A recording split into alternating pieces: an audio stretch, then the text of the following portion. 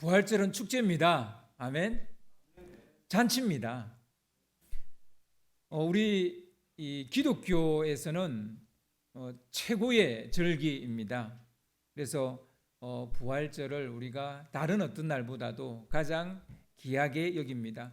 많은 분들이 성탄절 아니냐라고 말하지만 사실은 성탄절이 아니고요. 부활절입니다. 부활절이 우리 기독교에서는 가장 중요한 절기입니다. 부활절에 저희 교회가 세례식과 유아 세례식을 하게 되었는데 또 얼마나 감격스러운지 모르겠습니다. 오늘 세례를 받는 우리 정한이 학생은 제가 곰곰이 생각을 해봤는데 설중매다 이런 생각을 했어요. 설중매가 뭔지 아세요? 우리 한이 뭔지 알아요? 설중매. 예, 눈 속에서 핀 매화입니다. 그러니까 그 추운 데서 이 매화가 꽃을 피우는 거 이거 참 어려운 일이잖아요. 저는 우리 한이가 오늘 세례 받는 것은 그와 같다라는 생각을 합니다. 우리 정윤석 집사님, 김정현 집사님 예수님을 믿는다는 이유로 가족으로부터 미움을 받고 여러 가지 어려움을 당하고 있습니다. 아직까지도 진행형이고 이렇게 해가 거듭될수록 좀 이렇게 좀 줄어들어야 되는데 그렇지도 않아서 굉장히 어려운 가운데 있는데 그럼에도 불구하고 사랑하는 딸을 믿음 안에서 키워냈습니다. 신앙 안에서 자란 우리 한이가 자기 스스로 예수님을 자신의 구주로 영접하고 믿겠다 고백했습니다. 그리고 세례를 받겠다 본인의 의사로 결정을 했습니다. 그래서 제가 설중매다라고 말을 하는 거예요. 참 어려운 상황 속에서 우리 한이가 믿음의 꽃을 피운 게 아닌가 이런 생각을 해보게 됩니다. 사실 우리 한이는 미국에서 태어나서 거기서 이제 유아 세례를 받았다고 제가 이야기를 들었습니다. 그때는 부모의 신앙으로 세례를 받았지만 이제는 자신의 믿음과 의지로 세례를 받습니다. 성경에 보면 누가복음에 보면 돌아온 둘째 아들로 인해서 아버지가 잔치를 벌이는 그런 내용이 나오는데요. 정말 우리가 하나님 앞에서 잔치를 벌여야 할 충분한 이유가 여기에 있습니다. 오늘이 부활절 그것 자체가 잔치이기도 하지만 또 이렇게 세례받는 우리 식구가 있다는 것 자체가 잔치가 아닌가 싶습니다. 우리 한이는 제가 개척을 하고 이제 목사로서 주의 이름으로 세례를 준 10번째 성도가 됩니다. 누구는 10명밖에 안 돼요라고 말할지 모르겠지만 저에게는 이 10명이 얼마나 귀하고 정말 소중한지 모르겠습니다. 우리 김유미 집사님이 제가 개척하고 주의 이름으로 첫 번째로 세례를 준 사람이고요. 그리고 지원이, 시온이, 준석이, 홍재, 지연이, 수빈이, 그리고 정현이, 시경이, 그리고 이제 한입니다. 그러니까 세례자가 지금까지 우리 교회가 걸어온 발자취입니다. 여러분, 이거는 우리 교회뿐만이 아니라 어느 교회든지 마찬가지예요. 그 교회의 역사는 세례 받은 사람들의 역사예요. 그 세례 받았기 때문에 그분들이 교인이 됐고 그분이 하나님 나라를 위해서 살게 된 거거든요. 그러니까 세례자의 역사가 교회의 역사입니다, 사실은.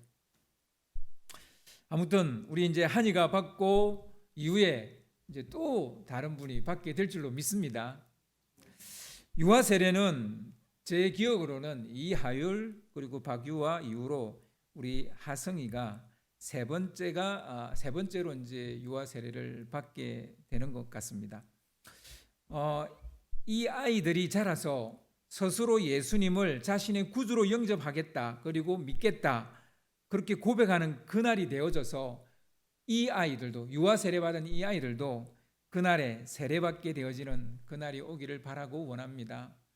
그래서 우리 이제 더 많은 아이를 낳아서 그 아이가 유아 세례받고 또 그 유아 세례받은 아이가 이제 성장해서 자기가 자기 의지로 또 내가 세례받겠습니다. 우리 한이처럼 이렇게 되어지는 역사가 항상 우리 교회 안에 일어날 수 있게 되기를 소망합니다. 세례를 주는 것은 부활하신 주님께서 제자들에게 지상 명령으로 하신 말씀이에요. 마태복음 28장 19절 말씀을 보면 그러므로 너희는 가서 모든 민족을 제자로 삼아 아버지와 아들과 성령의 이름으로 세례를 베풀고 내가 너희에게 분부한 모든 것을 가르쳐 지키게 하라. 이렇게 말씀하셨어요. 세례식은 그래서 일종의 선언입니다. 나는 예수쟁이요 라고 만인 앞에서 선언하는 것이라고 말할 수 있겠습니다. 하나님 앞에서와 사람들 앞에서 지울 수 없는, 지워지지 않는 믿음의 징표를 만드는 거예요. 믿음의 징표. 한 번뿐인 자기 인생에 예수의 흔적을 아로새기는 것이 세례라고 이렇게 볼 수 있을 겁니다. 그래서 세례는 뭐 여러 가지 의미가 있겠지만 오늘 특별히 여러분과 나누고 싶은 것은 세례는 선언 효과가 있습니다. 선언 효과. 지난 월요일 고난주간 특세 때 선언하는 것이 얼마나 중요한 것인지 제가 설교를 했었죠.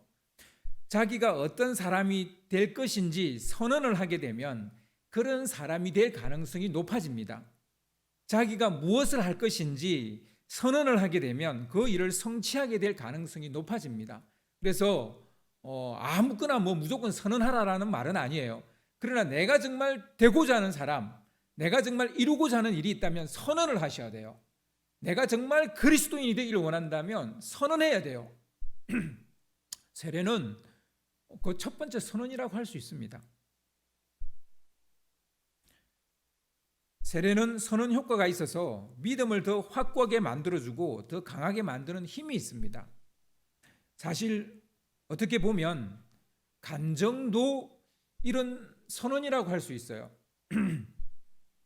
저는 우리 성도들이 회중 앞에서, 그러니까 우리 성도들 앞에서 간정하기를 원하신다면 예배 시간에 간정하는 시간을 저는 드리고 싶어요. 뭐 아주 길게는 못 드린다 할지라도 이게 드리고 싶어요. 간정은 남에게 내가 받은 은혜를 나누는 거잖아요. 그리고 믿음의 도전을 주는 거잖아요. 내가 이렇게 믿어서 이런 은혜를 받았는데 당신도 이런 은혜를 받았으면 좋겠다, 이런 거잖아요. 그래서 뭐 간정은 남에게 믿음의 도전을 주고 때로는 위로를 주고 때로는 또 격려를 해요. 그래서 간정을 하는 것은 남에게 유익이 됩니다. 하지만 더 중요한 것은 간정하는 본인의 믿음을 더 강화를 시켜준다는 거예요. 간정을 하는 사람은 자기 믿음이 강화가 된다는 거예요. 그래서 간정은 일종의 선언 효과가 있는 겁니다. 간정을 꼭 뭐 청중 앞에서 해야 됩니까? 라고 말하시는 분이 있다면 꼭 그렇게 하실 필요는 없어요. 뭐 할 수 있다면 청중 앞에서 하면 되시는데 뭐 가족이나 교우를 만나서 뭐 그냥 사사로이 개인적으로 뭐 개인적인 자리에서 하셔도 됩니다. 뭐 혹은 저에게 와서 저에게 하셔도 돼요. 그러나 간정을 뭐 청중 앞에 하든 뭐 누구 한 사람 앞에서 하든 하는 것이 안 하는 것보다 훨씬 더 자기 자신의 믿음을 강하게 도와준다는 거예요. 사실 간정은 최고의 전도이기도 합니다. 주님은 자기를 믿고 따르는 자들에게 부활의 정인이 되라, 이렇게 말씀하셨어요. 부활의 정인. 예수 그리스도가 부활했다는 사실과 부활하신 예수님을 믿게 되어 자기에게 일어난 여러 가지 일들을 이야기하는 것이 부활의 정인이 되는 겁니다. 예수님이 부활하셨다는 거, 그리고 부활하신 거 예수님을 내가 믿어서 내 삶에도 이런 은혜가 있었다라고 이야기하는 거, 그게 부활의 정인이 되는 거예요. 또한 이게 전도가 되는 거예요. 이렇게 전도를 하게 되면 누군가가 예수님을 믿게 되어서 구원을 얻게 됩니다. 하지만 동시에 자기의 믿음도 강화가 되어지는 일석이조의 효과가 있다라는 겁니다. 구원의 확신은 복음을 내가 들을 때보다 이 복음을 전할 때 더 확고해진다는 사실을 아세요? 그래서요, 구원의 확신이 좀 있었으면 좋겠습니다, 목사님, 이렇게 말씀하시는 분은 전도를 하세요. 이것보다 더 좋은 방법이 없어요. 제가 이때까지 신앙생활 하면서 제가 느낀 거예요. 전도하는 것보다 구원의 확신을 가지는 좋은 방법은 없어요. 자기가 어떻게 예수님을 믿었는지, 믿고 난 다음에 내 삶이 어떻게 바뀌었는지 그걸 이야기하면 되는 거예요. 그러면 본인의 믿음도 확고해지는 거예요. 주님의 부활을 증거하면 증거할수록 믿음이 더 단단해지는 겁니다. 자기가 어떻게 예수를 믿게 되었는지 이야기하면 할수록 자기의 믿음은 더 견고해집니다. 예수님을 믿은 이후에 일어난 자신의 변화된 삶을 이야기하면 할수록 믿음은 더 굳건해지는 거예요. 굳건한 믿음을 원하신다면 부활의 증인이 되십시오. 자신의 신앙을 다른 사람들에게 나누십시오. 여러분, 부활절에 우리가 가슴에 담아야 될 메시지가 무엇이겠습니까? 부활의 신앙이 무엇이겠습니까? 이것을 나누는 거예요. 그리스도인은 매일 죽어야 합니다. 이 말은 자살을 하라는 얘기가 아니고요. 예수님을 믿기 전의 모습인 옛사람을 죽여야 한다는 말이에요. 그래서 그래야 새 사람으로 살아날 수 있기 때문입니다. 원래 이 세례는요, 침례였어요. 침례가 뭔지 아시죠? 물에 쑥 들어갔다가 완전히 들어갔다가 다시 이렇게 올라오는 식으로 세례를 받는 게 침례예요. 그런데 이제 사실 그러려면 물가를 가야 되고 막 이러다 보니까 이게 쉽지가 않죠. 그래서 약간 간소화된 세례를 베풀게 되는데요. 물론 의미는 똑같습니다. 세례도 그 머리 위에 물을 껴얹음으로써 물에 들어갔다 나왔다는 그런 어떤 의미를 담고 있는 거죠. 아무튼 침례는 죽었다 살아나는 거예요. 물에 들어가면 죽잖아요. 죽었다 살아나는 게 세례입니다. 세례 안에 죽음과 부활의 의미가 다 들어있다고 말할 수 있어요. 세례 안에. 그 세례를 받았다는 것은 나는 죽었고, 나 옛사람은 죽었고 내가 새 사람으로 다시 살아났다, 그 얘기예요. 그게 세례예요. 따라서 고난주간을 보내고 부활절에 세례를 받는 것이 얼마나 절기와 잘 어울리는 예식인지 몰라요. 그래서 보통 부활절에 세례 예식을 많이 행하는 이유는 거기에 있습니다. 사실 세례는 꼭 부활절 아니어도 좋아요. 언제든지 할 수 있습니다. 그러나 분명히 기억해야 될 것은 죽었다 살아나는 거라는 거예요. 세례는 죽었다 살아나는 거예요. 사실 우리 안에는 헤아릴 수 없는 많은 옛사람들이 있습니다. 매일 그 중에 하나를 죽이고 새 사람으로 다시 태어나면 그 사람은 매일 세례를 받고 있다고 해도 과언이 아닐 것입니다. 잘못된 행실, 잘못된 언어 습관, 하나님이 싫어하는 어떤 삶의 모습, 이런 것들을 매일 하나씩 죽이는 거예요. 그리고 하나님이 기뻐하시고 하나님이 좋아하시는 삶으로 다시 태어나는 거예요. 그게 매일 내가 세례를 받는 거예요. 세례식은 평생에 딱 한 번 하는 거예요. 그러니까 유아 세례 받는 거 외에는 그냥 세례식을 2번 받고 이럴 필요 없어요. 세례는 평생에 한 번 받는 것이지만 이처럼 세례는 매일 일어나야 된다는 거예요. 그 외식은 한 번이지만 세례는 매일 일어나야 된다고요. 매일 죽고 매일 살아나는 세례가 일어나야 됩니다. 이미 세례식을 통해 세례를 받은 성도들 중에 그때 그 한 번으로 세례가 끝나버린 사람도 있을 겁니다. 굉장히 안타까운 거죠. 세례 받을 때 그 한 번으로 나는 죽었다 살아났다 그러고 그 이후로 안 죽는 거예요. 그러니까 그 이후로 안 살아나는 거예요. 매일매일 부활의 신앙으로 살아야 되는데 매일매일 부활의 신앙이 뭡니까? 매일매일 살아나는 거잖아요. 매일매일 내 안에 죽었던 어떤 모습들이 살아나야 돼요. 주님은